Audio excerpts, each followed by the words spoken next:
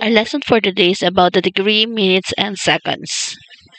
A degree is a measure of a central angle that intercepts an arc length that is 1 over 360th part of a circle. So, the equivalent of 1 degree is pi over 180 radians. A radian is the measure of a central angle that intercepts an arc length to the radius of the circle. So the equivalent of 1 radian is 180 over pi degrees.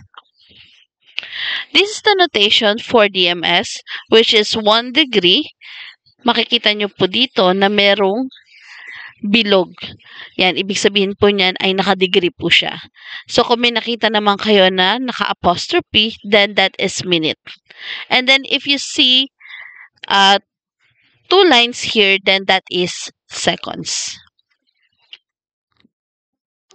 So how we were going to convert the decimal angle into DMS? So let's have an example. We have 31.21 degrees. So automatic po yung 31 po, yan na po yung pinaka-degrees natin. So that is 31 degrees. Lagyan lang po natin siya na bilog sa taas. And then, yung natitira pong 0.21 is i-multiply po natin sa 60, which is 12.6. So, yung 12 po nito, yung whole number, kukunin po natin. So, that will be your minute. And then, lastly, we have 0.6 na natira. Then, we were going to multiply it again to 60. So 0.6 times 60, that is 36. So it becomes your seconds. So that's how you will going to convert your decimal angle into DMS. Next, we were going to convert the following, which is 52.34 degrees, 82.28 degrees, 122.67 degrees, 161.01 degrees, and 22.24 degrees. So let's have the first one, which is 52.34 degrees. So first is get the whole number, which is 52. And lagyan po natin ng notation as a degree, okay, raised to O. And then get the 0.34. So remember, kasama po ang decimal, which is the 0.34. So 0.34, multiply it by 60. So if we were going to multiply it 60, the answer will be 20.4. Okay, get the whole number, and that will be your minute. So 20 minutes. And then may natitira po tayong decimal degree, which is 0.4. So yung 0.4 po is i-multiply natin ulit into 60 to 60. So 0.4 times 60, that is equivalent to 24. So ilalagay lang po natin itong 24 as your seconds. So, ibig sabihin po na ang answer po sa 52.34 is 52 degrees, 20 minutes, and 24 seconds. Next, how about in 82.28?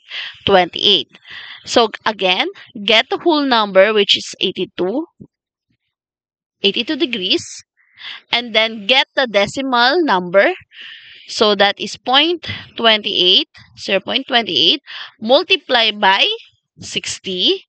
So if we were going to multiply the 0.28 to 60, that is equivalent to 16.8. Ayan. So 16.8, get the whole number again. Ayan. Get the whole number and then write it as your minutes. So 16 minutes. Okay? So, may natitira pa po tayong decimal number. We will going to multiply it again to 60. So 0.8 times 60, that is equivalent to 48. So now it is a whole number, then we will going to write it as your seconds. So that is 48 seconds. Yan. So that is your answer. How about in 122.67? Again, same process po. Get the whole number. Get the whole number. That is 122 and denote it raised to 0. And then get the decimal number, which is 0.67, multiply by 60. So 0.67 multiplied by 60, that is 40.2. Ayan. Then, get the whole number, which is 40, and that is your minutes. So 40 minutes. Then, again, get the decimal number, which is 0.2. 0.2 multiply again to 60. Then, the answer is 12. So, it is already whole number. Then, that is your seconds. Okay. So, the answer is 112 degrees, 40 minutes, and 12 seconds. Next, how about the number 4, which is 161.01? Okay. Get the whole number again. Same process. Get the whole number, 161 degrees. Then, multiply the decimal number, which is 0.1. Sorry, 0.01. 0.01 multiplied by 60, and the answer is 0.6. Get the whole number, which is 0, kasi nga po wala po siyang whole number, which is 0 na lang po. So that is your minutes, which is 0. Automatic po yan. Then again, get this decimal number again and multiply it again to 60. Times 60. Then the answer is 36. So this is your seconds. Okay? Write it as seconds. So the answer is 161 degrees, 0 seconds, 0 minutes, and 36 seconds. Lastly, we have 22.24 degrees. So, same process pa rin. Get the whole number, write it as your degree, then get the decimal angle, so that is 0.24, multiply by 60, so that is equivalent to 14.4. Ayan. So, 14.4, get the whole number, so that will be your minutes. And then again, get the remaining decimal numbers, that is 0.4, and then multiply by 60 again, and that is equivalent to 24. So this will be your seconds. So write it as seconds, and then this is your answer.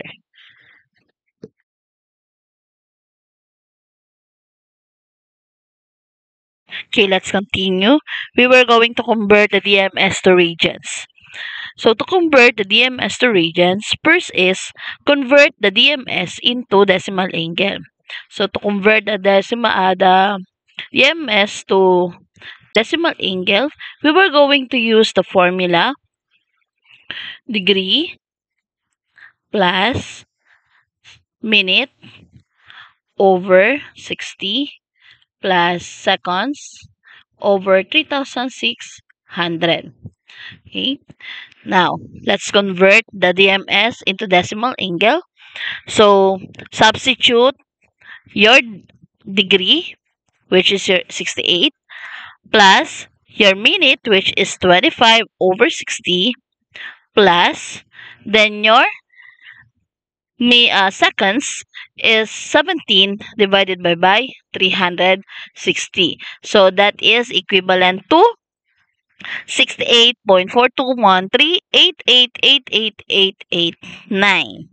Okay? So, para mas madali po para sa inyo, use your calculator, input all the details, all the numbers that you are going to add and divide.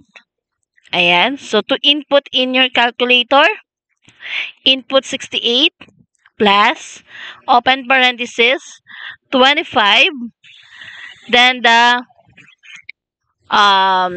fraction symbol, your A, B over C button, or kung ano po yung inyong fraction button dyan, pwede nyo pong ipindutin, and then 60, close parenthesis, plus, open parenthesis, 17, then the the fraction symbol in your calculator, and then 3,600. Automatic, lalabas na po kagad once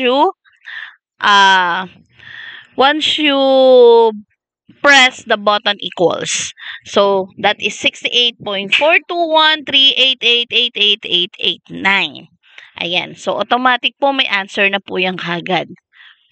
So, pwede naman po kung meron naman po kayo na regular calculator na gamit nyo, you can divide first the 25 over 60, then the 17 over 3,600. Pero kung scientific calculator naman gamit nyo, you can input all of the numbers para makuha nyo kagad yung sagot ninyo. And then, once you get your answer, you will multiply it to pi over 180. Ayan. So, once na nakuha nyo na yan, then multiply it to pi over 180 and your answer will be 1.1941785,149 radians. Or simply, you can write 1.1942. Ayan. Pwede na po yan. 4 decimal place.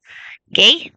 And don't forget, pwede pong walang nakasulat dahil automatic once na wala pong nakasulat na kahit ano dyan katabi niya, that is your radians. Or use the rad or pwedeng radians. Ayan. Or C sa taas. Okay? Next. How about radians to DMS? Okay, simply multiply the radians to 180 over pi. Okay? Then, input it in your calculator, automatic, lalabas na kaagad yung inyong decimal angles. So, once na nakuha nyo na po ang inyong decimal angles, convert it into decimal DMS. So, paano ulit kuhanin ng DMS? Get the whole number, which is 13. Ayan, 13. And then, input the symbol degree. And then, 0.40721,241. You are going to multiply this to 60. Ayan. So, multiply nyo po yung decimal po na to into 60. That is equivalent to 24.432,74460. Okay? Get the whole number. And then, that is your minute. Okay? And then, get again the remaining decimal numbers, which is 0.43274460. So, 0.43274460 multiply to 60. So, your answer will be 25.964676.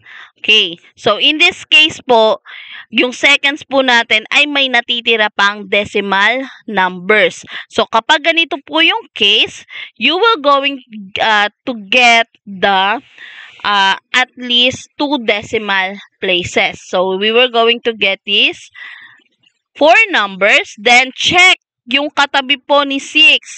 If 5 pataas, add 1. Kung 4 pababa, remain the number. So, in this case, 4 yung katabi niya. magre-remain lang siya as 6. So, your seconds will be 25.96 seconds. Okay, let's convert this to radian measure. So, we have 57 degrees, 21 minutes, and 30 seconds. So, to convert this, syempre, gagawin nyo is i-convert nyo po muna ito into decimal angles using the formula degree plus minutes over seconds. Minutes over 60 plus seconds over 3,600. And your answer will be, ayan, so 57 plus 21 over 60 plus 30 over 3,600.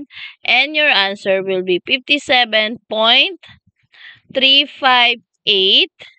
So, meron tayong 1, 2, 3, 4, 5, 6, 7, 8 na 3. 1, 2, 3, 4, 5, 6, 7, 8 na 3. And then, after you get the decimal angle, then multiply it to pi over 180.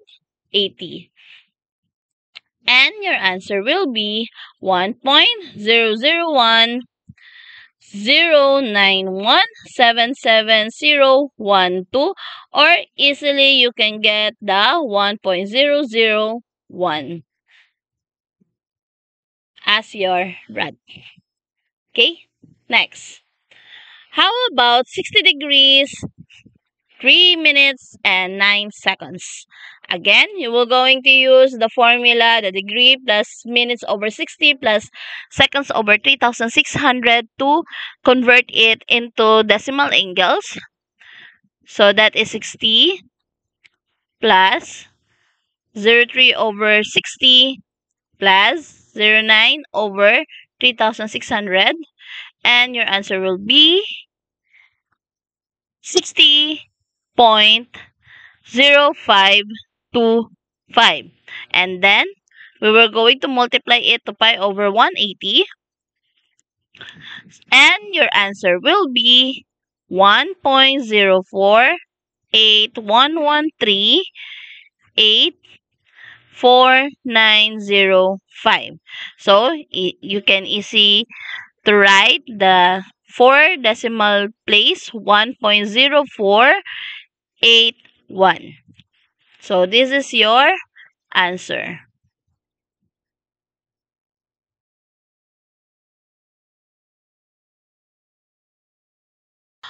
Okay, let's continue. We were going to convert the radians to DMS. So, to convert the radians to DMS is we were going to multiply the radians to 180 over pi.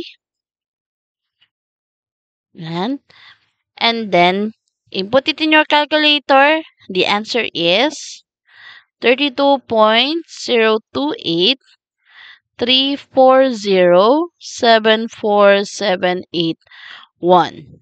Okay, so we already have the decimal angle. Then we were going to convert it to DMS. So to convert it to DMS, syempre, we're going to get a whole number first, which is our degree, 32 degree.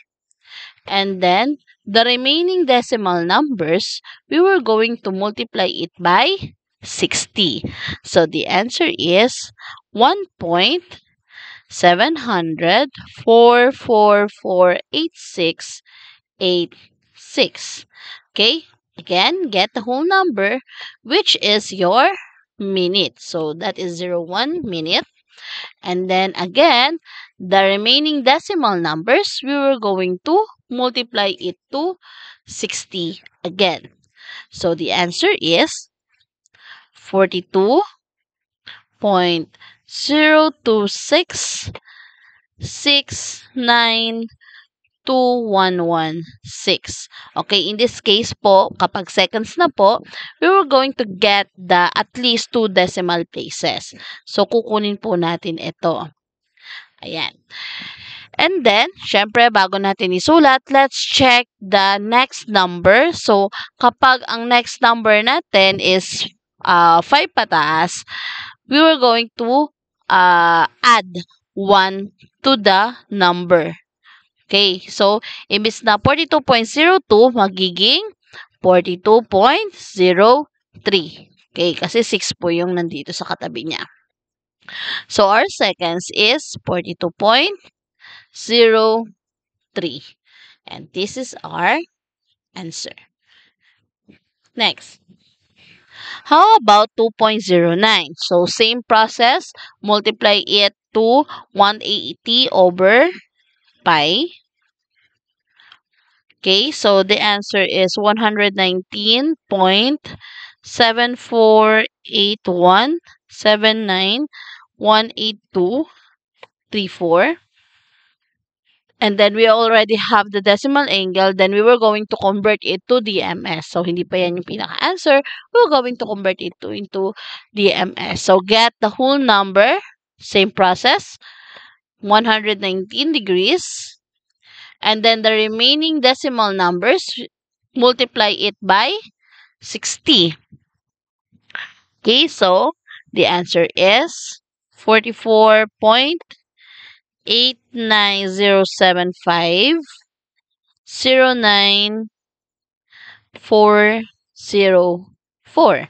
So get again the whole number and then write it as your minute. Ayan. And then again, same process, multiply again the remaining decimal numbers by 60. And the answer is 53.44505.6424. So, in this case, naka-seconds na po tayo. So, we were going to get at least 2 decimal places. Ayan.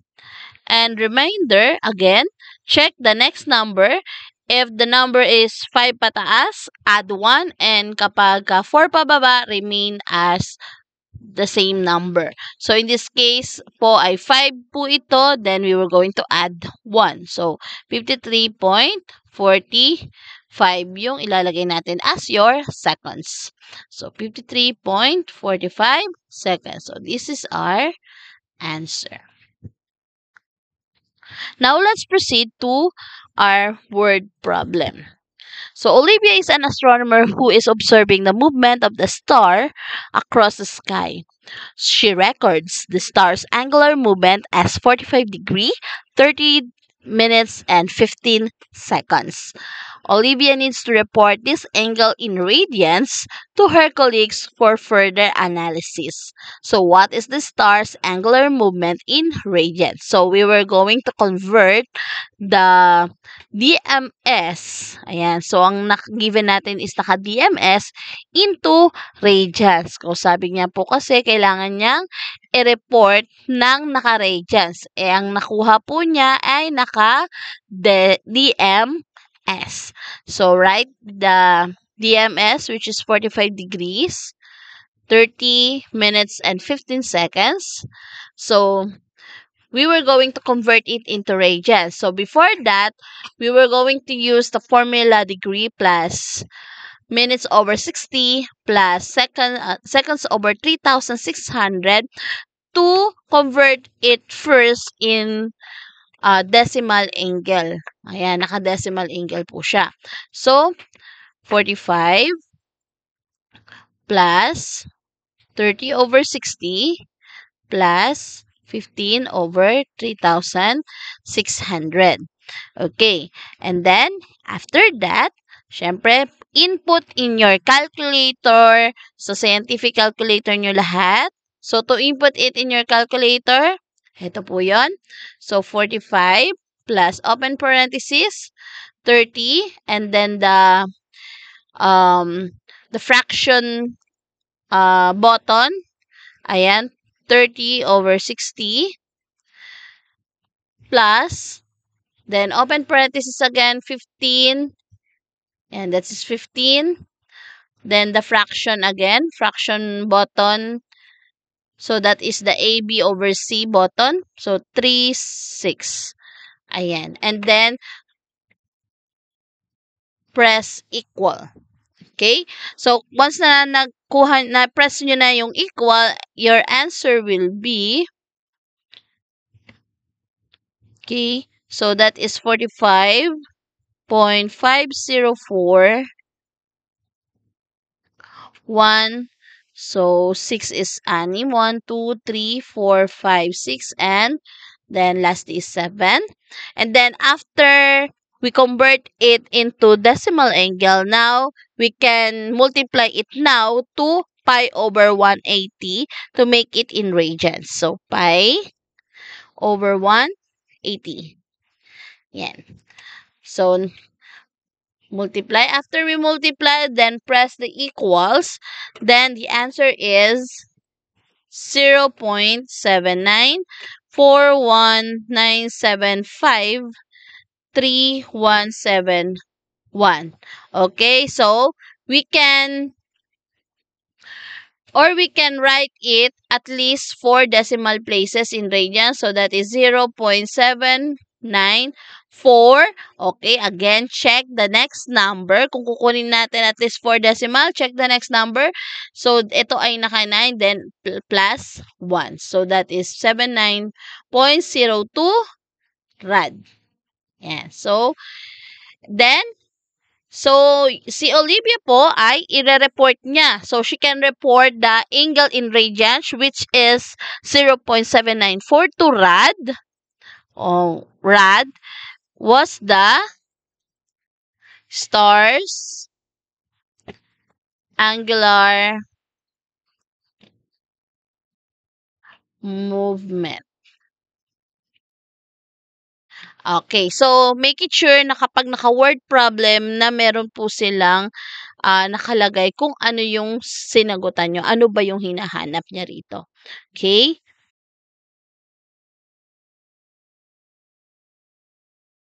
Okay, let's have the next word problem. Sarah is designing a circular garden and she wants to place decorative lights around the edge. She knows that each light should be placed 0.7 radians apart along the circumference of the garden. So to ensure the lights are evenly spaced, she needs to convert this angle from radians to degrees, minutes, and seconds. So can you help Sarah figure out the angle in degrees, minutes, and seconds? So it says that Sarah needs to convert the 0.7 radians, ito, into DMS. So, simple as that. So, ang gagawin natin, we will going to write the 0.7. Then, we were going to multiply it to 180 over pi to convert it into DMS. So, input it in your calculator. So, to input it in your calculator, ganito lamang po yan. 0.7.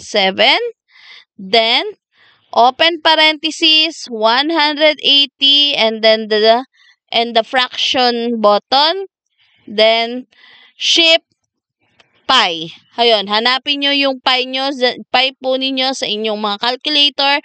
Pindutin nyo muna yung shift bago yung pi. And then, press the equals to get your answer. So, the answer for this is 40.107,045,65916. Ayan. So, we already have the angle, but we need to convert it into degrees, minutes, and seconds. So, to convert this, get the whole number, which is the 40, and then denote it as your degree. And then the remaining decimal numbers, we are going to multiply it by 60. And the answer is 6.4227 395496. Okay, again, get the whole number, which is your minutes. And then the remaining decimal numbers, again, we are going to multiply it again to 60. Okay, and then multiply it to 60. The answer is 25.3 36, 4, 3, 7, 2, 9, 7, 6. So, in this case, nasa seconds na po tayo. We will just to get at least 2 decimal places for seconds. Okay? So, get the 2 decimal places, which is 36. But before you write your answer, please check the next number. Again, so if the next number is 4 pababa or 4 below, then the number will be remain the same. So, that is 25.36. So, ito po yung seconds ninyo. Hindi po magbabago yung 6 kasi nga po 4 pababa yung katabi niya. So, 25.36 seconds. So, this is your final answer. So, that's it for today. Thank you!